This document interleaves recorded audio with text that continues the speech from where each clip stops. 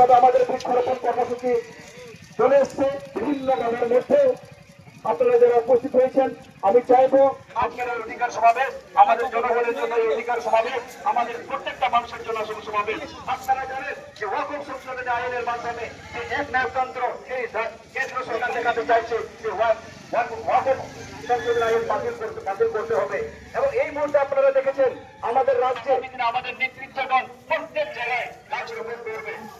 আজকে আমরা এখানে সমবেত হয়েছি এই অধিকার সমাবেশ আপনারা জানেন বিভিন্ন দাবি নিয়ে। মূলত যে দাবিটা আছে বড় সংরক্ষণ আইন 2000 দেশকে বাতিল করা আপনারা জানেন দুর্নীতি বন্ধ করছে না কেন? জবাব চাই, জবাব দেয়, জবাব চাই, জবাব দেয়। এই জাতির চোরে মানছি না, মানবো না, মানছি না, মানবো না। একেস্টি জালিয়াতি জাতির চোরে মানছি না, মানবো না, মানছি না, মানবো না। একেস্টি বন্ধের জন্য এগুলো একটি তদন্ত কমিশন গঠন করতে হবে, করতে হবে, করতে হবে। এই ইন্ডিয়ান সেকুলার ফোর্স জিন্দাবাদ, ভারতবর্ষ জিন্দাবাদ, ভারতীয় সংবিধান জিন্দাবাদ।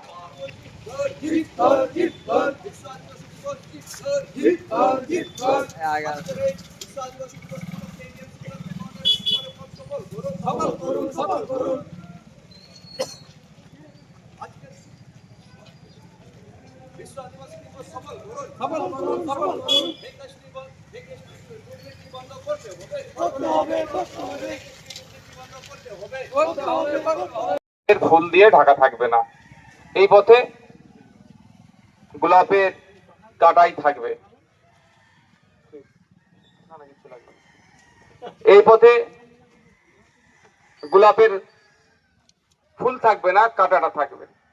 সুতরাং যে সব সময় আমরা অনুকূল পরিবেশে আমাদের প্রোগ্রাম করব, এটা ভাবাটাই আমাদের ভুল। আমরা প্রতিকূলতার কে বিজয় করব, প্রতিকূলতাকে জয় করব। আপনারা জানেন 1994 সালে ইউনাইটেড নেশন যারা আদিম নিবাসী তাদের জন্য একটা দিন উৎসর্গ করেছে বিশ্ব আদিবাসী দিবস হিসাবে, আগস্ট মাসের 9 তারিখে। এই আগস্ট মাস বিপ্লবের মাস, আর আদিবাসীরা এক একটা বিপ্লবী। বিরসা মুন্ডা থেকে শুরু করে আরো সমাজের মানুষদের ইতিহাস যদি পড়া যায়, দেখা যাবে তারা সবসময় বিপ্লব করেছে, ব্রিটিশদেরকে খেদাও করেছে। এই আদিবাসীদের আন্তর্জাতিক আদিবাসী দিবসের গুরুত্বটা কি, লক্ষ্য উদ্দেশ্যটা কি? লক্ষ্য উদ্দেশ্য ছিল, দেখুন, বিজেপি এসআইআর কে নিয়ে হয়রানি করার চেষ্টা করছে, আর তৃণমূল কংগ্রেস আতঙ্কিত করার চেষ্টা করছে। ফলে বিজেপি তৃণমূল দুজন মিলে দুটো ভোটকে ভাগ করার চেষ্টা করছে। ভারতবর্ষে ইতিপূর্বে 13 বার এসআইআর মতো হয়েছে। এসআইআর যে বলছে বন্ধ করে দেবো, আমি চ্যালেঞ্জ করছি, এটা বন্ধ করা যায় না। তবে হ্যাঁ, যে কিছু নির্দিষ্ট নিয়ম কানুন যেটা অলরেডি সুপ্রিম কোর্টে চ্যালেঞ্জ হয়ে গেছে, supreme court election commission of ইন্ডিয়াকে গাইডলাইনও দিচ্ছে। তো সুতরাং তৃণমূল কংগ্রেস এমন বোঝাতে চাইছে যে তোমাদের ভোট সব বিজেপি কেটে দেবে, আমি বাঁচিয়ে দেবো, ভোটটা আমাকে দাও। আর বিজেপি এমন ভাবছে জানো সব মুসলমানদের ভোট কেটে বাদ দিয়ে দেবে, দিয়ে মুসলমানদেরকে দেশ থেকে তাড়িয়ে দেবে। এই গল্প সিএ এর সময় এই ধরনের গল্প শুনিয়েছিল, বাস্তবিক অর্থে কি আছে? এটা তো শুধু স্যার মুসলিমদের জন্য নয়, এটা সব এসআইআর করে আমরা যে নির্দিষ্ট কোনো যে পন্থাতে চলছে তার বিরুদ্ধে তার জন্য সুপ্রিম কোর্টে অলরেডি চ্যালেঞ্জ হয়েছে। আমার বলার বক্তব্য এটাই যে এসআইআর নিয়ে কেউ আতঙ্কিত হবেন না, আর যদি কেউ হয়রানি করার চেষ্টা করে আমরা সোচ্চার হব, হয়রানি করতে আমরা দেব না। 2023 সালের যদি নতুন যে ফরেস্ট রাইট অ্যাক্ট হয়েছে ওটা বাতিল করতে হবে। 2006 এর ফরেস্ট রাইট অ্যাক্টকে সম্পূর্ণভাবে বাস্তবায়ন করার কথা যখনই বলে, তখনই সে হয়ে যায় অনেকের চোখে মাওবাদী।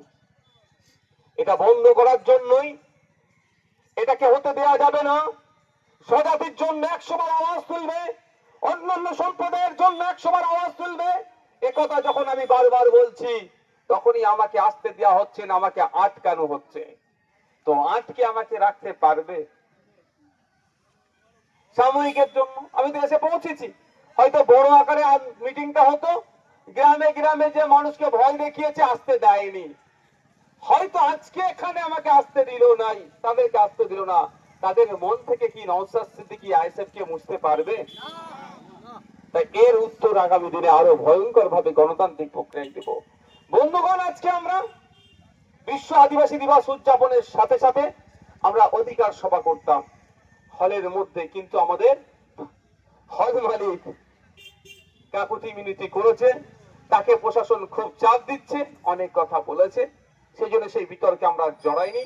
রাজপথে দাঁড়িয়ে গোয়ালতরের জঙ্গলের পাশে দাঁড়িয়ে আমরা আজকে আমাদের অধিকার সভা করব। আমাদের দাবির মধ্যে বৃক্ষরোপণ সহ আমাদের দাবির মধ্যে বলা আছে যে সাঁওতালি ভাষা 2003 সালে সম্ভবত 3 সালে 22শে ডিসেম্বর বা 8th শিডিউলের মধ্যে অ্যাডাপ্ট হয়েছিল, গ্রহণ করেছিল। 22টি যে ভাষা আছে সরকার স্বীকৃত ভাষা, তার ভাষার মধ্যে একটি ভাষা। রাজ্য সরকার বারবার, কেন্দ্র সরকার বারবার আদিবাসী প্রেমী বললেও, আদিবাসীদের পক্ষ থেকে রাষ্ট্রপতি বানিয়ে দিলেও, আদিবাসীদের পক্ষ থেকে রাজ্যের মন্ত্রী বানিয়ে দিলেও প্রকৃত অর্থে আদিবাসীদের যে সমস্যাগুলো সমাধান তো দূরের কথা, সেইগুলোকে নোটিশ করা হয়নি। 2014 সালে ভার্জিনিয়াস জাজা কমিটির একটা সুপারিশ ছিল, একটা কমিটির একটা রিপোর্ট ছিল। সেই রিপোর্টে আদিবাসীদের ডেভেলপমেন্টের জন্য কি কি করতে হবে, ঠিক আপনার সাচার কমিটি রিপোর্টে যে ধরনের মুসলমানদের ডেভেলপমেন্টের জন্য যা যা প্রস্তাব ছিল, 2014-তে আদিবাসীদের ডেভেলপমেন্টের জন্য ওই প্রস্তাব ওখানে রাখা হয়েছিল। কিন্তু রাষ্ট্রপতি দিয়েছেন আদিবাসী সম্প্রদায়ের পক্ষ থেকে, মন্ত্রী দিয়েছেন আদিবাসী সম্প্রদায়ের পক্ষ থেকে, কিন্তু আদিবাসীদের প্রকৃত উন্নয়ন হোক এটা একবারের জন্য তারা চাইনি। তাই আমি বিধানসভার মধ্যে দাঁড়িয়ে যে যদি পশ্চিমবাংলায় বাংলা ছাড়া অন্য কোন মিডিয়াম থাকতে পারে, কেন আদিবাসীদের স্বার্থে পৃথক সাঁওতালি শিক্ষা বোর্ড হবে না, এ দাবি আমি কিন্তু করেছি। আজকে দাঁড়িয়ে আপনাদের গোয়ালতরে এই দাবি করতাম, একটু হয়তো বেশি মানুষকে সাথে নিয়ে, তাই শাসক ভাই পেয়েছে শুধু আদিবাসী দিবস উদযাপন চলে গেলে হবে না, আদিবাসীদের সুযোগ সুবিধা যেগুলো আছে সেইগুলোকেও বাস্তবায়ন করতে হবে। তাই আমরা এখান থেকে শপথ নেব, বছরে বছরে আদিবাসী দিবস উদযাপন শুধু করলে হবে না, সাঁওতালি ভাষায় পৃথক শিক্ষা বোর্ড গড়ে তুলতে হবে। আমরা তুমি একটু ভাই পিছিয়ে যেতে অসুবিধা